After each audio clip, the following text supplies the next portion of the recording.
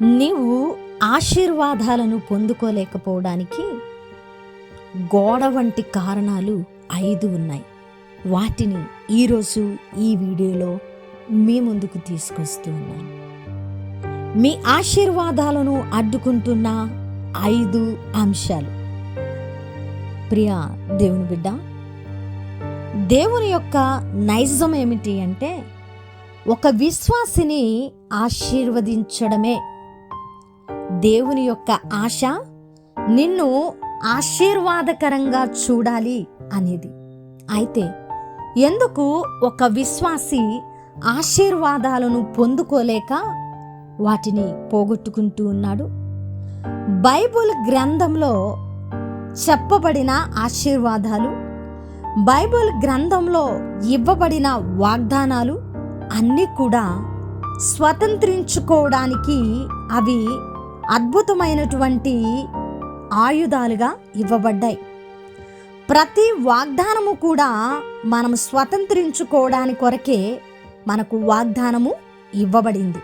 అయితే కొన్ని కారణాలు మన జీవితాలలో గోడ వంటి పరిస్థితులను నిర్మించి మన ఆశీర్వాదాలు మన జీవితాలలోకి, మన కుటుంబాలలోకి రాకుండా అవి ఒక బండలాగా, కొండలాగా పెరిగిపోయి ఒక గోడ వంటి పరిస్థితులను నిర్మించి అవి మన జీవితాలలోకి రాకుండా అడ్డుకట్టలుగా నిలిచిపోయాయి. అయితే ఈరోజు నీ జీవితంలోకి అడ్డుగా నిలిచిన ఆ గోడను గనక నువ్వు బ్రద్దల కొట్టగలిగితే దేవుడు సిద్ధపాటు చేసిన ఆశీర్వాదాలు నీవు సొంతం చేసుకోగలుగుతావు.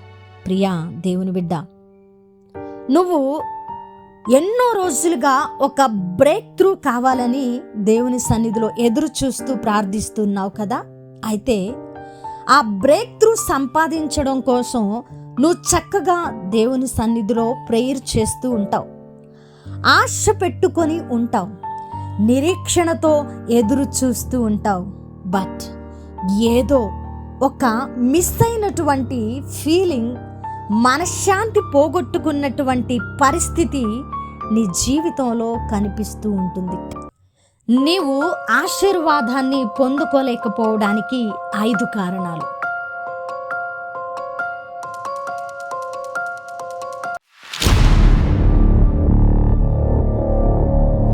మొదటిది, క్షమించలేకపోవడం. ప్రియా దేవుని బిడ్డ, దేవుని యొక్క ఆశీర్వాదం నీ జీవితంలోకి రాకుండా, ఆయన సిద్ధపాటు చేసిన ఆశీర్వాదాలు నీ జీవితంలో కుమ్మరింపు జరగకుండా నీ క్షమించలేని తత్వం నీకు దేవునికి మధ్య ఒక అడ్డు గోడలాగా, అడ్డు బండలాగా నిలబడి ఉంది. కాబట్టి ఈరోజు నువ్వు ఎంత ప్రార్థిస్తూ ఉన్నా, నువ్వు దేవుని సన్నిధిలో ఎంత కనిపెడుతూ ఉన్నా, నీ ప్రార్థన ఆ గోడను దాటి దేవుని యొద్దకు చేరడం లేదు. కారణం ఏంటో తెలుసా? నీ క్షమించలేని తత్వం. నీ క్షమించలేని తత్వం.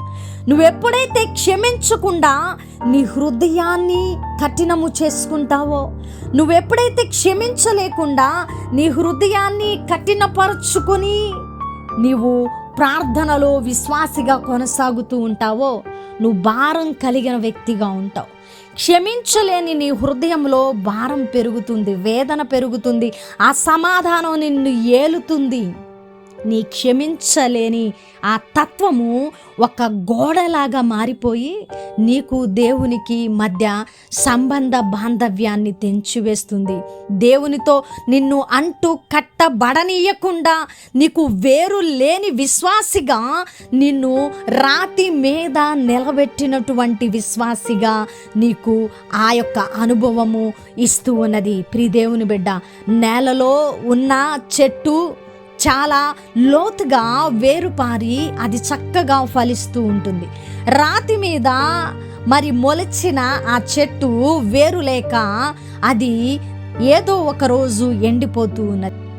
అలాగున ఒకవేళ నీ హృదయాన్ని కఠినపరుచుకుంటే నీ సహవాసము వేరుపారడము లేదు. నీ భక్తి జీవితము దేవునితో అంటు కట్టబడి ఉండలేదు. నువ్వు రాతి మీద నాటబడిన ఒక చెట్టు వలె నీ వేరు లోతుగా వెళ్ళక, నీవు దేవునితో మరి కూర్చబడక, దేవునితో ఐక్యపరచబడక నీ ప్రార్థనలు నిర్వీర్యం అయిపోతూ ఉన్నాయి. ప్రియ దేవుని బిడ్డ, 2024 సంవత్సరం గతించిపోతూ ఉన్నది. దేవుడిచ్చిన వాగ్దానాలు ఎందుకు నెరవేరలేదు అని ఒకవేళ ప్రశ్న నీ హృదయంలో మెదులుతూ ఉంటే, నీ క్షమించలేని తత్వం గోడలాగా మారి దేవునికి నీకు మధ్య ఉన్న సంబంధాన్ని తెంచి దేవుని ఆశీర్వాదాలు పొందుకోలేకపోవడానికి ఒక కారణంగా మిగిలి ఉన్నదేమో. ఈరోజు నీ హృదయాన్ని పరిశీలించుకో. మనం చూసినట్లయితే మత్తయి సువార్త 6వ అధ్యాయము 14వ వచనము, మనుషుల అపరాధములను మీరు క్షమించిన ఎడల మీ పరలోకపు తండ్రియు మీ అపరాధములను క్షమించును. దేవునికి మహిమ కలుగునుగాక. మీరు మనుష్యుల అపరాధములను క్షమింపకపోయిన ఎడల మీ తండ్రియు మీ అపరాధములను క్షమింపడు.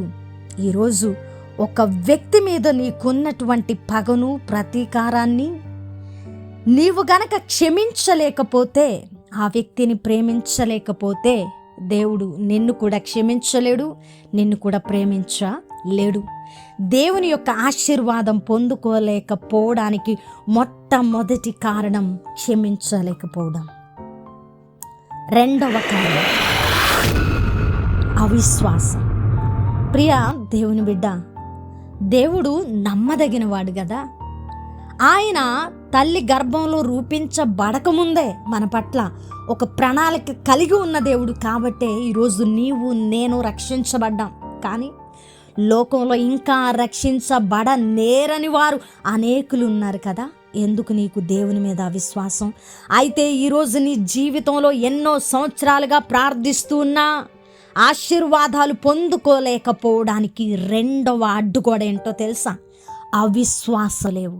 దేవుడు విశ్వాసి పట్ల ఒక ఉన్నతమైన ప్రణాళిక కలిగి ఉన్నాడు. అందుకే క్రైస్తవులకు ఉన్న అద్భుతమైన పేరేంటో తెలుసా? విశ్వాసులు.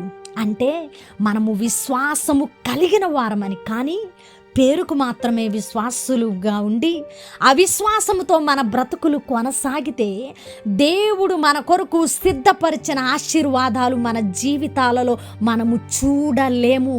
ఒకవేళ ఈరోజు నువ్వు ప్రార్థిస్తున్న ప్రార్థనలు దేవుని యొద్దకు చేరకపోవడానికి కారణం, నువ్వు ఎదురు చూస్తున్న నిరీక్షణ చూపులు దేవుని యొద్దకు చేరకపోవడానికి కారణం దేవుడికి నీకు మధ్య ఉన్న అవిశ్వాసపు గోడ అయితే ఈరోజు దాన్ని బ్రద్దల కొట్టమని దేవుడు నీతో మాట్లాడుతూ ఉన్నారు.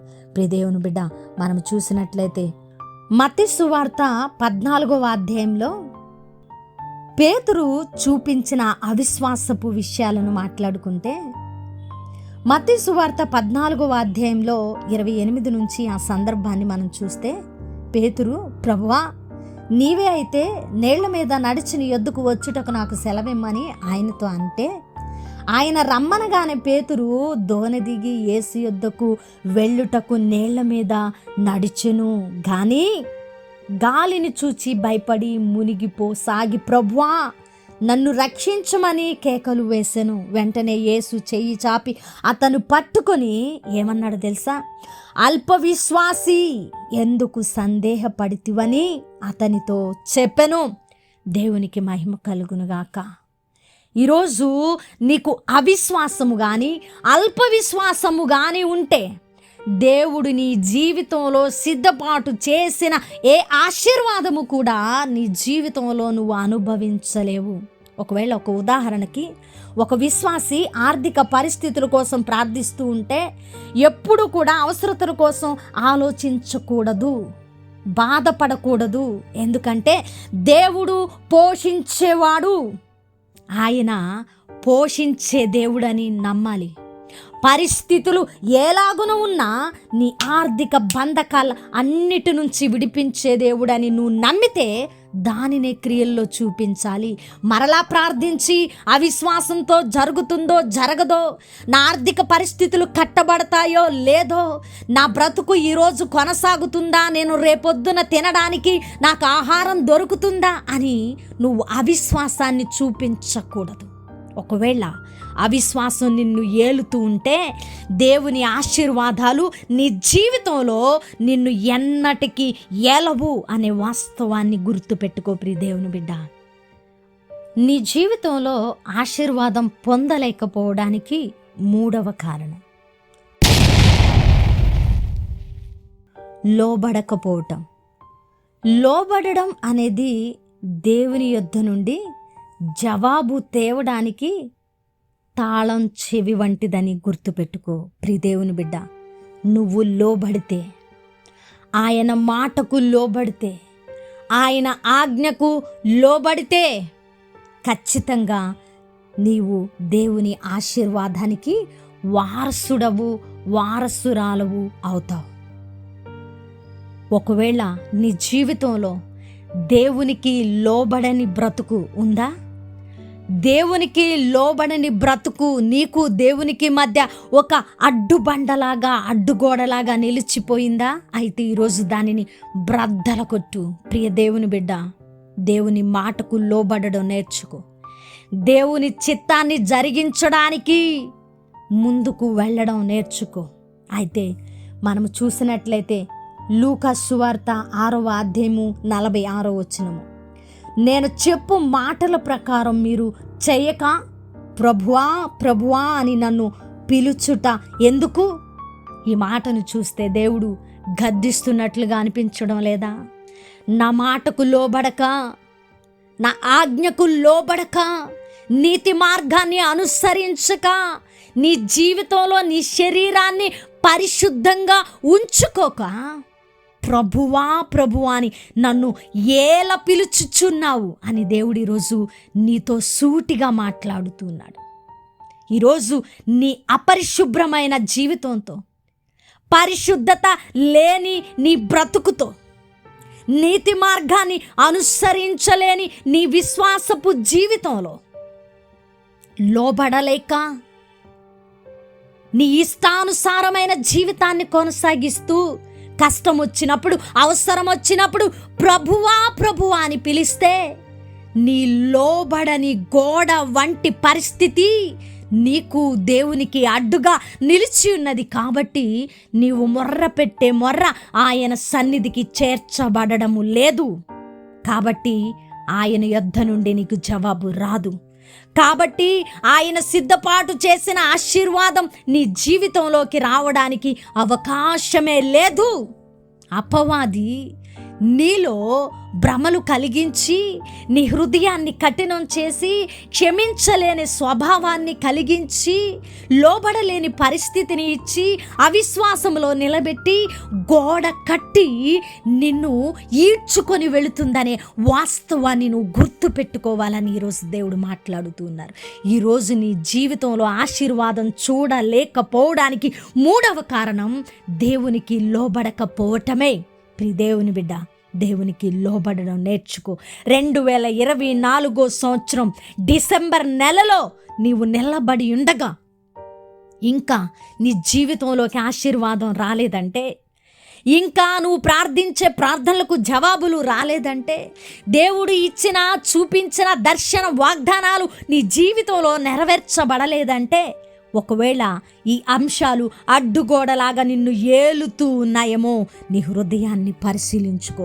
ఈ 2025 సంవత్సరంలో అయినా ఈ యొక్క అంశాల అన్నిటి నుంచి నువ్వు బయటికి వచ్చి ఈ గోడలనన్నిటినీ బ్రద్దలు కొట్టి దేవుడు సిద్ధపాటు చేసిన ఆశీర్వాదాలను పొందుకోవడానికి మునుముందుకు అడుగులు వేయవలసిన అవసరం ఉన్నది.